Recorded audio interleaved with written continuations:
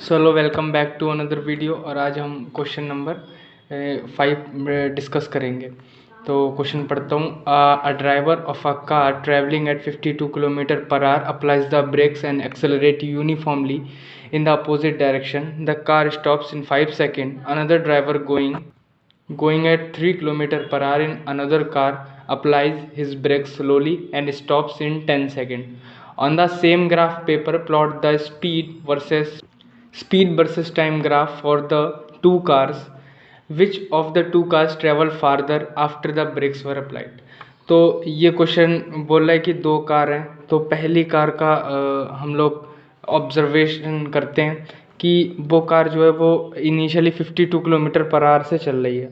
तो उसकी initial velocity u equal to 52 kilometre per hour, और ब्रेक्स अप्लाइज द ब्रेक्स, और वो ब्रेक्स अप्लाई करते हैं and accelerated uniformly in the opposite direction, मतलब स्लो डाउन हो रही है। और उसके बाद क्या होता है, the car stops in 5 second.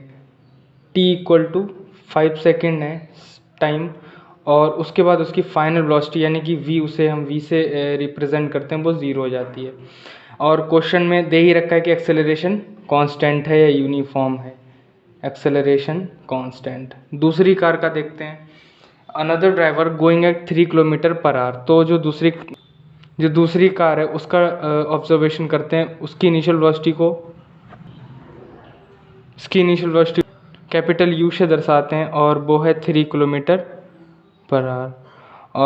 Another driver going at 3 kilometre per hour in another car applies his brakes slowly and stops in 10 second. और इसकी भी फाइनल वेलोसिटी जो कि कैपिटल V है वो 0 हो जाती है। टाइम लेती है कैपिटल T 10 सेकेंड, और एक्सेलरेशन इसमें भी कांस्टेंट होने वाली है। तो स्पीड टाइम ग्राफ बताना है। तो आपको पता होगा कि जब एक्सेलरेशन कांस्टेंट होती है तो जो स्पीड टाइम ग्राफ आता है वो स्ट्रेट लाइन आने वाला है। तो उसे मैं स्टेटमेंट के रूप में लिखता हूँ। When acceleration is constant, the speed versus time graph, speed versus ऐसे लिख देता हूँ time graph, will be a straight line, will be straight line। अब स्ट्रेट लाइन आने वाला ग्राफ, ये चीज़ हमारी क्लियर हो गई। तो अब ग्राफ बनाते हैं, ठीक है।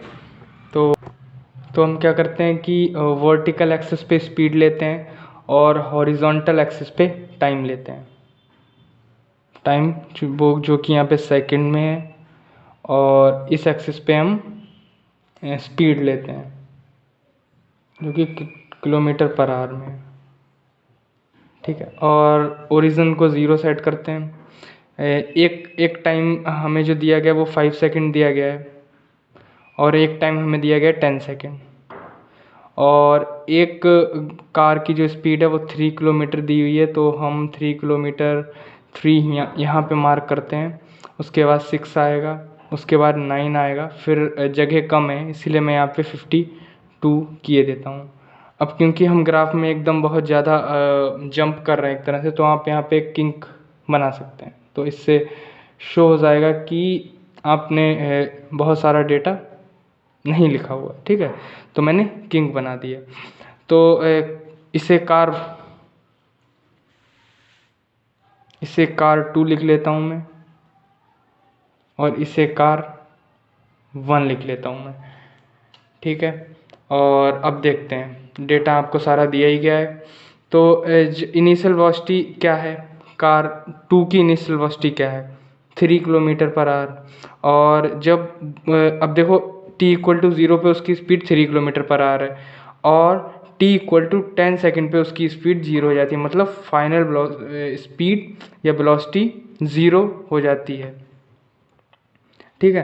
तो अब इन दोनों को मिला देंगे, तो ये आ गया कार 2 का ग्राफ, ठीक है ना। और एक इनिशियल वेलोसिटी है दूसरी कार की 52 किलोमीटर पर आवर और t इक्वल टू 5 सेकेंड, यानी कि यहाँ पे इसकी वेलोसिटी ज़ीरो हो जाती है, मतलब फाइनल वेलोसिटी ज़ीरो हो जाती है। तो इन दोनों पॉइंट्स को 52 ऐसे करके मिला देंगे। ये कार 1 का ग्राफ आ गया, कार 1 का ग्राफ आ गया। अब हमें क्या करना है कि डिस्टेंस ट्रेवल बताना है। तो डिस्टेंस ट्रेवल क्या होता है, जो एरिया इनक्लोज होता है, स्पीड टाइम ग्राफ और टाइम एक्सिस के बीच का जो एरिया होता है वो हमें डिस्टेंस ट्रेवल देता है। तो हम क्या करेंगे कि स्पीड टाइम ग्राफ और टाइम एक्सिस के बीच का एरिया निकालेंगे दोनों कार्स के लिए। ठीक है, तो इस स्टेटमेंट को मैं लिख देता हूँ कि the area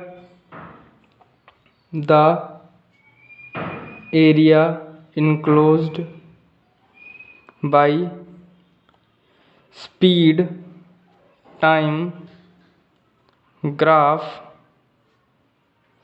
and time axis is equal to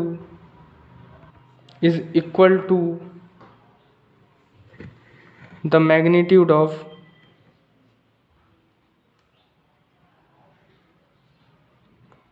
distance travel।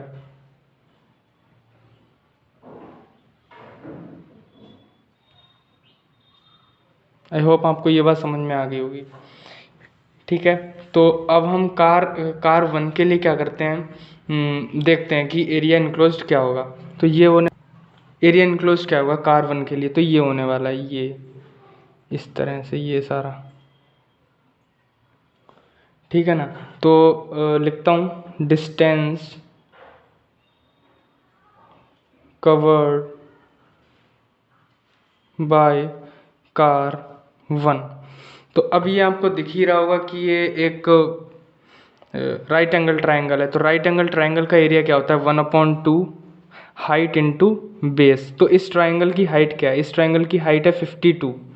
ठीक है ना, अब क्योंकि यूनिट्स किलोमीटर पर आवर में है, तो we want to convert it into metre per second, so we have to multiply it by 5/80, then it will be in metre per second, because हमें SI unit ही consider करने हैं और time आपको second में दिया ही गया है। और इसके लिए टाइम और क्या होता है कि 1/2 हाइट इंटू बेस, बेस क्या है 5 सेकेंड, तो 5 सेकेंड लिख लेंगे। 5 सेकेंड से 5 सेकेंड कट जाएगा। और जब आप इस चीज़ को कैलकुलेट करेंगे तो आपके पास 36.11 मीटर इसका आंसर आ जाएगा। ये हमारा कार 1 के लिए डिस्टेंस ट्रेवल आ गई। सो यहीं पे हम कार 2 के लिए भी बात कर लेते हैं। कार 2 के लिए स्पीड टाइम ग्राफ और टाइम एक्सिस के बीच का एरिया क्या होगा, ये होने वाला है ये होने वाला है। तो सेम वही, अभी हमें फिर से राइट एंगल ट्रायंगल ही इसमें दिख रहा है, तो हम वही लगा देंगे कि डिस्टेंस कवर्ड बाय कार 2, तो वही होगा फॉर्मूला 1/2 हाइट इंटू बेस। तो इस ग्राफ की हाइट, इस ट्रायंगल की हाइट क्या होने वाली है 3। अब इससे किलोमीटर पर आवर है तो मीटर पर सेकंड में 5/18 से मल्टीप्लाई कर देंगे और इनटू बेस से मल्टीप्लाई कर देंगे। तो बेस इसका कितना है 8 सेकेंड।